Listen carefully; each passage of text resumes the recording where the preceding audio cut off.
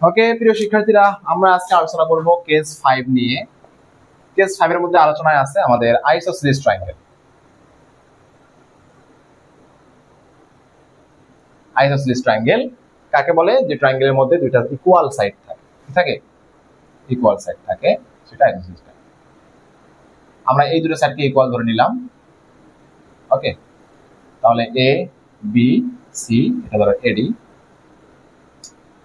তাহলে আমাদের এটা হচ্ছে সাইড এ, তাহলে এটা বি, এটা বি।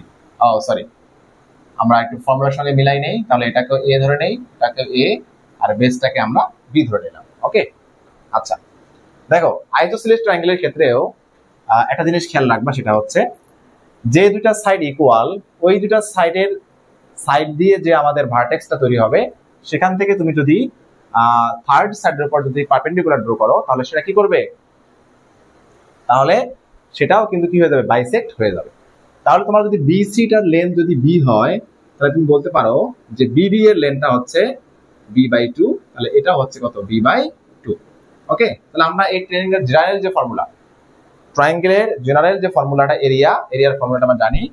তাহলে area is equal half into base হচ্ছে এখানে বি ধরে নিছি আমরা। ওকে, বেসটা আমরা কি ধরে নিছি? এখানে বি, আর হাইট হচ্ছে এডি। তাহলে আমাদের এডিটা লাগবে। আচ্ছা, আমরা এডির ভ্যালুটা বের করি। তাহলে আমরা জানি এই এডি স্কয়ার ইকুয়াল, যদি তুমি এই ট্রায়াঙ্গেলটা নিয়ে চিন্তা করো, তাহলে কি আসবে বলতো?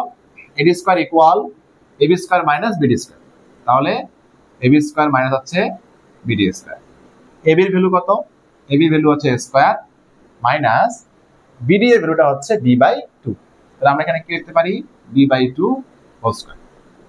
তাহলে a square minus b square by হচ্ছে 4।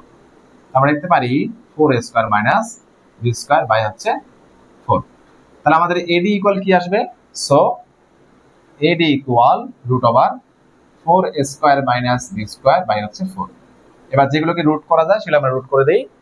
এই 4টাকে যদি রুট করি, আমাদের আনসার আসবে 2।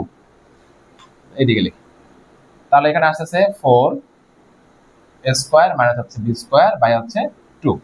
ওকে, তাহলে আমরা কি করব? এডিটাকে রিপ্লেস করব। ওকে, আচ্ছা, তাহলে হাফ ইনটু আমাদের বিটা এখানে থাকলো, আর এডি এর ভ্যালু হচ্ছে 4a square minus b square divide by হচ্ছে 2। তাহলে কোনো কাটাকাটি যাচ্ছে না, তাহলে b/4, 2 মাল্টিপ্লাই করলে কত আসবে? 4, আর এটা মাল্টিপ্লাই করা থাকবে 4a square minus b square.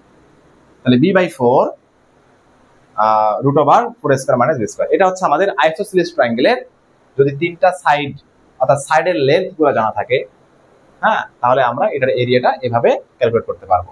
তাহলে এটা হচ্ছে ফর্মুলা, খাতার মধ্যে সুন্দর করে নোট করে নাও। যেখানে বিটা হচ্ছে বেস, আর এটা হচ্ছে আমাদের ওই আইসোসেলিস ট্রায়াঙ্গেলের যে দুটো সাইডের লেন্থ ইকুয়াল তার ভ্যালু। এটা হচ্ছে ইকুয়াল লেন্থের ভ্যালু। ঠিক আছে? আচ্ছা।